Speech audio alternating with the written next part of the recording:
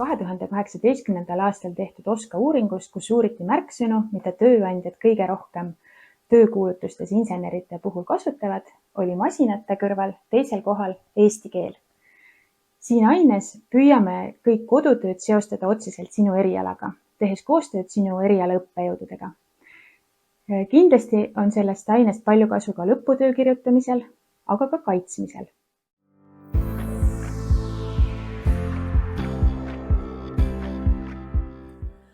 Üks osa sellest ainest on väitlusõpetus.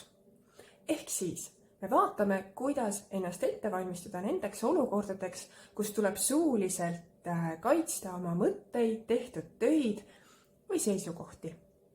Kuidas valmistada ette oma väited, kuidas neid argumenteerida, kuidas vajadusel neid ka kaitsta. Ehk siis kuidas väidelda. Vähem on alati rohkem. Kindlasti oled ka ise saanud kunagi kirja, kus on kirjas midagi näiteks sellist. Käesolevaga teatame, et antud küsimusele vastuse leidmiseks kokku kutsutava koosoleku teiepoolne aeg ei osutunud meile sobivaks. Mida? Parem oleks öelda näiteks teatame, et kahjuks teie pakutud koosoleku aeg ei sobi meile.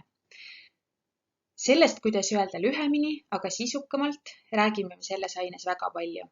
Ka pöörame tähelepanu lauseehitusele üldiselt, sõnade järjekorrale lauses ja võõrsõnade kasutusele. Eesmärk oleks, et sinu lõputöö saaks pigem sisukas kui mahukas. Mida siis meie kursusel päriselt õppida saab?